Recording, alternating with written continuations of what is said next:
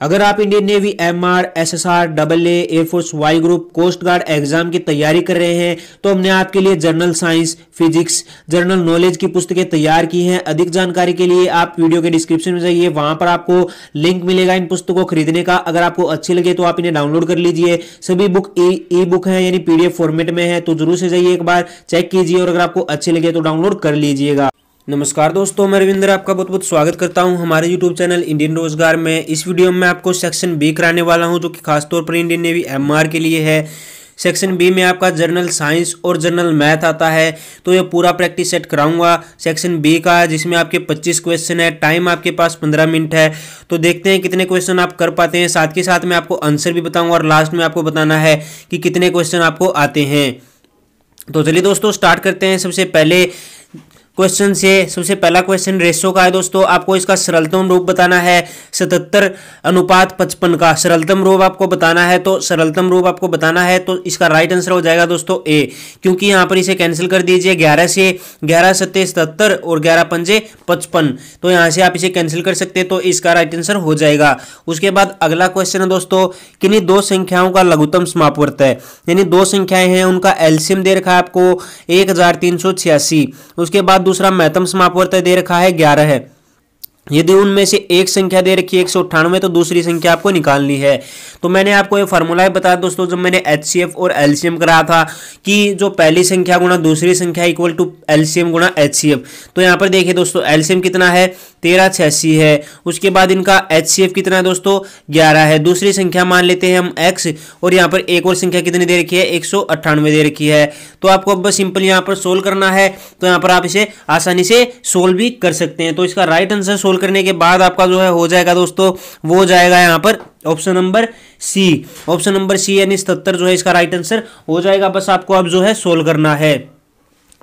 अगला क्वेश्चन की ओर बढ़ते हैं। तो दोस्तों अगला क्वेश्चन जो आता है, यदि 12 सेंटीमीटर आधार वाले एक त्रिभुज का क्षेत्रफल 12 सेंटीमीटर आधार वाले दोस्तों 12 सेंटीमीटर आधार वाले एक त्रिभुज का क्षेत्रफल दोस्तों यहाँ पर कितना है 12 सेंटीमीटर आधार वाले क्षेत्रफल का क्षेत्रफल 12 सेंटीमीटर भुजा वाले एक वर्ग का क्षेत्रफल बराबर है।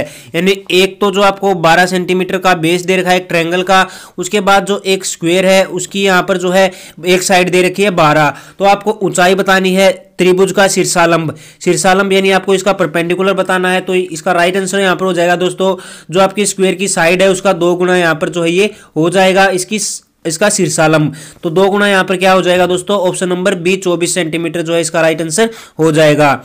आगे बात करते हैं दोस्तों अगले क्वेश्चन से। तो जो अगला क्वेश्चन आता है वो आता है 3 संख्याएं दोस्तों। मान लीजिए 3 संख्याएं हैं, ए मान ली हमने, दूसरी बी मान ली और तीसरी मान ली यहाँ पर सी मान ली। 3 संख्याएं दोस्तों, इनका औसत कितना दे रखा है 7 दे रखा है दोस्तों, इनका औसत है ये। उसके बाद इनमें से 2 संख्याओं की औसत कितनी है 4 है। 2 संख्याओं की औसत कितनी है 4 है। मान लीजिए दोस्तों आपको यहाँ पर सिंपल निकालना है, तो यहाँ पर देख सकते हैं दोस्तों, तीसरी संख्या निकालने के लिए आपको जो फॉर्मूला बनेगा वो यहाँ पर बनेगा दोस्तों 7 गुणा 3। तीसरी संख्या हो जाएगी दोस्तों 7 गुणा 3 माइनस 4 गुणा 2 इक्वल हो जाएगा दोस्तों 21 माइनस 8 यानी 13 सेंटीमीटर। 13 सेंटीमीटर ऑप्शन देखिए कौन सा है, तो 13 आपका जो है ए ऑप्शन है, तो ए इसका राइट आंसर हो जाएगा। तो ए उसका जो है राइट आंसर हो जाएगा। आपको तीसरी संख्या निकालनी है, 2 संख्याएं आपको दी हुई है, यानी 3 संख्याओं में से एक तो 2 संख्याएं दी हुई है दोस्तों, ए प्लस बी का औसत आपको दिया हुआ है, यानी तीनों संख्याएं कितनी है ए बी सी का औसत कितना है 7 है। उसके बाद जो 2 संख्याएं कोई भी 2 संख्याएं मान लीजिए उनका औसत 4 है, तो तीसरी संख्या आप निकाल सकते हैं, इसका आंसर आपका आएगा ए। उसके बाद जो अगला क्वेश्चन है दोस्तों वो है यहाँ पर, यदि एक्स स्क्वेयर माइनस के एक्स माइनस 18 इसकी x जमा 3 द्वारा पूर्णतः विभाजित होती है, तो k का मान आपको बताना है। यानी आपको जो है यहाँ पर ये k प्लस 3 से जो है इसे डिवाइड करना है, पूर्णतः विभाजित हो जाती है, तो यहाँ पर k के स्थान पर क्या आएगा अगर ये पूर्णतः विभाजित हो जाती है, तो आप इसे डिवाइड करेंगे और इसे सोल्व करेंगे, या फिर चाहे आप फैक्टर बना लीजिए, कुछ भी कीजिए दोस्तों, तो आपका जो आंसर आएगा k की वैल्यू जो आएगी वो आएगी यहाँ पर 3। फॉर एग्जाम्पल के लिए दोस्तों मैं आपको दिखा देता हूँ कि अगर आपको जो है यहाँ पर एक्स स्क्वायर माइनस के एक्स माइनस 18 जो है एक्स प्लस 3 से जो है पूर्णतः विभक्त हो जाएगा, तो यहाँ पर जो है इसे जो है हम सोल्व करेंगे, तो इसका जो राइट आंसर आएगा के की वैल्यू आएगी वो आएगी ऑप्शन नंबर ए, यानी 3 आपकी जो है राइट आंसर हो जाएगा। उसके बाद अगला है दोस्तों एक समुच्चय है, एक सेट है आपका। ए जो है 1 2 3 है, बी यहाँ पर है 2 5 6। तो आपको ए इंटरसेक्शन बी बताना है, ए इंटरसेक्शन बी बताना है। तो यहाँ पर देखिए दोस्तों, इंटरसेक्शन का मतलब होता है इन दोनों में कॉमन। ये जो नीचे की तरफ यू होता है दोस्तों, इसका मतलब होता है इन दोनों में कॉमन क्या है, ए और बी में। तो यहाँ पर आप कॉमन देख सकते हैं, 2 है कॉमन, यहाँ पर 2 दोस्तों कॉमन है दोनों में। तो कॉमन का राइट आंसर हो जाएगा ए, इसका जो है राइट आंसर हो जाएगा। अगला क्वेश्चन हमारे पास आता है दोस्तों log 4 जमा 2 log 10। इसकी जो है वैल्यू आपको बतानी है, log 4 इंटू 2 यानी log 4 जमा 2 log 10। यहाँ पर जो है इसकी वैल्यू आपको बतानी है। तो यहाँ पर आप सभी को पता है 1 + 2 3, इसका जो राइट आंसर हो जाएगा। तो 3 किस में दोस्तों, ऑप्शन नंबर सी में है, तो ऑप्शन नंबर सी इसका राइट आंसर हो जाएगा। अगला क्वेश्चन है दोस्तों x² घटा 8x घटा 180 के गुणनखंड आपको बताने हैं। तो इसके गुणनखंड आप बताने के लिए दोस्तों क्या करोगे, फैक्टर कर लीजिए। 8 के फैक्टर क्या करेंगे, -18 और 10, और यहाँ पर जो है सोल्व करेंगे तो 10 और 18 जो है इसका राइट आंसर हो जाएगा। यहाँ पर 10 और 18 10 तो हो जाएगा दोस्तों प्लस का, और 18 हो जाएगा यहाँ पर माइनस का। यानी अगर दोस्तों हम इसे सोल्व करेंगे, यहाँ पर देखिए 8 के हम बना लेते हैं, आपके 18 हो गया और 10 हो गया, यानी इसके -18 और प्लस का 10 हो गया। अब जो फैक्टर करेंगे तो वहाँ पर दोस्तों जो x -18 और x + 10 ये किस में है, तो ऑप्शन नंबर सी इसका जो है राइट आंसर हो जाएगा। तो यहाँ पर आपको सिंपल जो है फैक्टर बनाने हैं और इसे सोल्व करना है, तो ये आप जो है कर सकते हैं। अगला क्वेश्चन है दोस्तों α-β x² - 7x जमा 10 = 0 है। तो α² जमा β² का मान आपको बताना है। तो इसका मान आप किस प्रकार बताएंगे, तो दोस्तों यहाँ पर देखिए α² + β² का मान आपको बताना है। तो α² जमा β² = α + β का होल स्क्वायर - 2 α-β। यहाँ पर क्या हो जाएगा दोस्तों, उसके बाद यहाँ पर देखिए α + β का होल स्क्वायर की वैल्यू कितनी है दोस्तों, यहाँ पर α + β का होल स्क्वायर आपका जो है 7 का स्क्वायर घटा 2 गुणा 10 यानी 49 घटा 20 29 जो है इसका उत्तर हो जाएगा। तो 29 जो है इसका राइट आंसर आपका हो जाएगा। तो बस आपको दोस्तों सिंपल सोल्व करने हैं, ज़्यादा कोई जो है लॉजिक इसमें नहीं है। अगर आपको कोई भी क्वेश्चन समझ में ना आए तो प्लीज़ कमेंट कीजिएगा, अगली वीडियो में क्वेश्चन लिख के उसके नीचे जो है सोल्यूशन अच्छे से लिखूंगा, तभी आपको कराऊंगा। तो ये दोस्तों हमारा पहला पार्ट है, तो कमेंट करके जरूर से बताइएगा, क्योंकि आप सभी का पढ़ने का तरीका अलग हो सकता है, मेरा पढ़ाने का तरीका अलग हो सकता है। अगर आप जितना हमें बताएंगे उतने अच्छे से हम आपके साथ जुड़ जाएंगे। तो जरूर से कमेंट बॉक्स में बताइए कि आपको किस प्रकार पढ़ना है। उसके बाद अगला क्वेश्चन हमारे पास आता है दोस्तों, यहाँ पर देखिए sin² 55 डिग्री + cos² 55 डिग्री। यहाँ पर एक फॉर्मूला बनता है दोस्तों sin² थीटा + cos² थीटा। ये थीटा है दोस्तों 55 डिग्री, तो यहाँ पर इसका राइट आंसर हो जाएगा 1। sin² थीटा + cos² थीटा का फॉर्मूला होता है 1।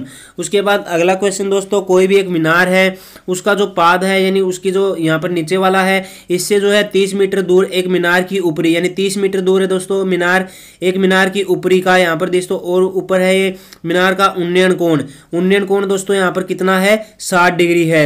60 डिग्री है। तो दोस्तों उसके बाद यहाँ से पूछा हुआ है मीनार की ऊंचाई आपको बतानी है। तो यहाँ पर 60 डिग्री है, 30 है दोस्तों, यहाँ पर इसकी जो बीच का डिस्टेंस है वो 30 है। तो 30 गुणा टेंजेंट 60, टेंजेंट 60 की वैल्यू कितनी होती है दोस्तों, √3। तो √3 यहाँ पर इसका राइट आंसर हो जाएगा 30√3।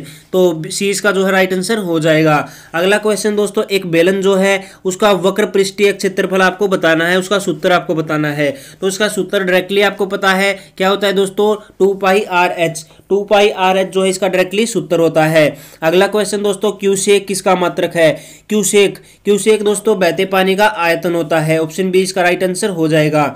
अगला क्वेश्चन हमारे पास आता है दोस्तों, जिस कक्ष में इलेक्ट्रॉन गमन करते हैं उसे कहते हैं, जिस कक्ष में इलेक्ट्रॉन गमन करते हैं उसे क्या कहते हैं दोस्तों, कक्ष कहते हैं। अगला क्वेश्चन है, एक मकान में 10 विद्युत बल्ब है दोस्तों, बल्ब है एक 40 वोल्ट का है, 220 वोल्ट के प्रतिदिन 5 घंटे तक प्रकाशित हो जाते हैं। प्रतिदिन वह ऊर्जा किलोवाट में आपको बतानी है, प्रतिदिन की वह ऊर्जा आपको किलोवाट में बतानी है। तो यहाँ पर राइट आंसर हो जाएगा दोस्तों 2, क्योंकि यहाँ पर देखिए दोस्तों आपको एनर्जी निकालनी है किलोवाट आवर में। किलोवाट आवर यानी 1 घंटे में कितनी ऊर्जा का व्यय हुआ। तो यहाँ पर 10 विद्युत बल्ब है दोस्तों, 10 बल्ब है जो कि 40 वाट का एक बल्ब है और उसमें वोल्टेज कितनी दोस्तों 220 वोल्ट पर घरों में आती है। 5 घंटे का टाइम पीरियड है, तो आप सिंपल जो है इसे निकाल सकते हैं एनर्जी को। एनर्जी का ऐसा यूनिट होती है दोस्तों वाट, और 2 इसका राइट आंसर हो जाएगा। अगला क्वेश्चन आता है दोस्तों गुरुत्वीय त्वरण। गुरुत्वीय त्वरण यानी जो ग्रेविटेशनल एक्सेलरेशन होती है उसका मान सबसे अधिक कहां पर होता है? तो दोस्तों मैंने आपको बहुत बार बता रखा है कि ध्रुवों पर ये जो है मैक्सिमम होता है और जो इक्वेटर होती है उस पर जो है मिनिमम होता है। तो पोल जो होते हैं वहां पर जो है आपका ग्रेविटेशन मैक्सिमम होता है। अगला क्वेश्चन दोस्तों रिकेट्स। हड्डियों का रोग निम्नलिखित में से किस विटामिन की कमी से होता है? जो हड्डियों का रोग होता है दोस्तों रिकेट्स, वो किसकी कमी से होता है? विटामिन डी की कमी से होता है। ये मैंने दोस्तों अगर डिजीज और जो आपको न्यूट्रिशन कराया था उसमें भी मैंने आपको अच्छे से बताया था। अगला क्वेश्चन आता है दोस्तों किलोवाट घंटा निम्नलिखित में से किसकी इकाई है? किलोवाट घंटा अभी अभी हमने पढ़ा दूस्तों ऊर्जा यानी एनर्जी की इकाई है किलोवाट घंटा। अगला क्वेश्चन दोस्तों दृष्टि के निराकरण हेतु उपयोग में लेते हैं विशिष्ट फोकस दूरी का लेंस प्रयोग करते हैं। तो दोस्तों लघु दृष्टि यानी शॉर्ट साइटनेस जो होती है उसमें हम अवतल कन्वेक्स लेंस कनकेव लेंस का प्रयोग करते हैं, अवतल लेंस का। आगे बात करते हैं दोस्तों अगले क्वेश्चन की। तो अगला क्वेश्चन हमारा आता है विद्युत परिपथ में फ्यूज का उपयोग।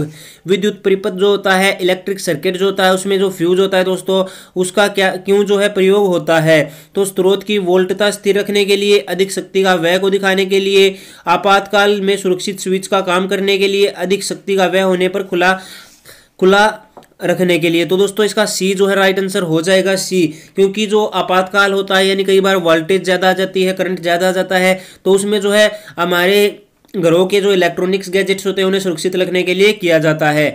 अगला क्वेश्चन है प्रकाश वर्ष किसकी इकाई है? प्रकाश वर्ष दोस्तों ये मैंने आपको करवाया था कि प्रकाश वर्ष जो है दूरी की इकाई है लाइट ईयर। सबसे बड़ी दूरी की इकाई होती है दोस्तों पारसेक, उसके बाद होती है आपकी प्रकाश वर्ष। अगला क्वेश्चन दोस्तों इनमें से कौन सा जोड़ा गलत है? गलत आपको बताना है। तो पीलिया यकृत को प्रभावित करता है, ये गलत है क्योंकि पीलिया तो आपका लीवर को प्रभावित करता है। उसके बाद अगला क्वेश्चन है दोस्तों निम्नलिखित में से कौन सा पोषक तत्व है? यहाँ पर पोषक की स्पेलिंग गलत लिखी है दोस्तों, यहाँ पर गलत लिखा है ये। यहाँ पर पोषक तत्व आएगा, पोषक तत्व विटामिन, पोषक जो है विटामिन के रूप में जाना जाता है, विटामिन के रूप में जाना जाता है, तो विटामिन ई जो है इसका राइट आंसर हो जाएगा। अगला क्वेश्चन है दोस्तों यहाँ पर रेडियो एक्टिविता की खोज किसने की थी? रेडियो एक्टिविता यानी रेडियो एक्टिविटी जो होती है उसकी खोज किसने की थी? तो यहाँ पर जो है रेडियो एक्टिविटी जो थी दोस्तों उसकी खोज यहाँ पर किसने की थी? तो इसकी खोज दोस्तों यहाँ पर की थी एनरी बेकुरेल ने दोस्तों रेडियो एक्टिविटी की खोज की थी। यहाँ पर रदरफोर्ड नहीं आएगा दोस्तों, रदरफोर्ड ने आपकी जो है रेडियो एक्टिविटी की खोज नहीं की थी। तो रदरफोर्ड ने किसकी खोज की थी? प्रोटॉन की थी। और एनरी बेकुरेल ने दोस्तों यहाँ पर की थी आपकी रेडियो एक्टिविटा की। एंड्री बेकुरेल, मैडम क्यूरी और प्यूरे क्यूरी, ये तीन थे दोस्तों। इनको तीनों के नाम पर दोस्तों ये रेडियो एक्टिविटा की खोज की थी। और क्यूरी जो है पहले बेकुरेल थी, जो रेडियो एक्टिविटा की जो पहले यूनिट थी वो बेकुरेल थी, लेकिन बाद में दोस्तों इसे क्यूरी कर दिया गया था। तो ये तीन थे दोस्तों। ऑप्शन में यहाँ पर जो है इसकी जगह दोस्तों रदरफोर्ड की जगह ऑल ऑफ दीज आना था, क्योंकि मैडम क्यूरी, प्यूरो क्यूरी और एनरी बेकुरेल इन तीनों को रेडियो एक्टिविटी की खोज करने के लिए नोबेल पुरस्कार भी दिया गया था। अगला क्वेश्चन है दोस्तों परमाणु को जोड़ने वाले द्वि आबंध में साझेदारी है। परमाणु को जोड़ने वाले द्वि आबंध में साझेदारी है दोस्तों, इसका राइट आंसर क्या हो जाएगा? 4 इलेक्ट्रॉनों की। ऑप्शन नंबर बी इसका राइट आंसर हो जाएगा 4 इलेक्ट्रॉनों की। तो ये जो है राइट आंसर आपका हो जाएगा। तो दोस्तों कई क्वेश्चन जो है यहाँ पर गलत दिए हुए हैं, जो कि मैंने आपको अच्छे से सही से करके बता दिए हैं। तो उम्मीद करता हूँ कि वीडियो आपको अच्छी लगी होगी। वीडियो अच्छी लगी है तो दोस्तों प्लीज इसे लाइक कर दीजिए, शेयर कर दीजिए, और चैनल पर पहली बार आ रहे हैं तो चैनल को सब्सक्राइब कर लीजिए, क्योंकि अब से आपको रोजाना जो है एक जीके का यानी एक सेक्शन ए का लेसन एक प्रैक्टिस सेट मिलेगा और एक आपको जो है सेक्शन बी का प्रैक्टिस सेट रोजाना मिलेगा। उसके साथ ही जो है रोजाना और वीडियोज भी आपको मिला करेंगी, तो जरूर से सब्सक्राइब कर लीजिए। और दोस्तों अगर आप जो है अभी आपने प्रिपरेशन स्टार्ट की है और मैक्सिमम करना चाहते हैं, तो हमने आपके लिए जनरल साइंस यानी सामान्य विज्ञान, फिजिक्स यानी भौतिकी, और दूसरी है दोस्तों हमारी जीके की सामान्य ज्ञान की, ये पुस्तकें हमने आपके लिए बनाई हुई हैं दोस्तों। अगर आपने नहीं देखी हैं, बिल्कुल हैंड रिटन नोट्स हैं A to Z according to syllabus. अगर आपको पढ़ना है, स्मार्ट वर्क अगर आपको करना है तो हमारी पुस्तक आप खरीद लीजिए दोस्तों। लिंक वीडियो के डिस्क्रिप्शन में PDF फॉर्मेट में है। जैसे ही आप उनको पे करेंगे तो आप उन्हें PDF फॉर्मेट में डाउनलोड कर सकते हैं और आप किसी भी जो है फोटोकॉपी की शॉप पर जाकर उन्हें प्रिंट भी करवा सकते हैं। तो जरूर से खरीद लीजिए दोस्तों। जीके की बुक की कीमत 50 रुपये है। अगर आप जो है जनरल साइंस की पुस्तक खरीदना चाहते हैं नेवी MR के लिए तो उसकी कीमत केवल 50 रुपये है। सारा सामान्य विज्ञान का सिलेबस उसमें करवाया हुआ है। तो लिंक वीडियो के डिस्क्रिप्शन में तीनों बुक के, अगर आप चाहें उन्हें खरीदना तो जरूर से खरीद लीजिएगा। मिलते हैं अगली वीडियो में, तब तक के लिए बने रहिए हमारे साथ इंडियन रोजगार पर। जय हिंद, जय भारत।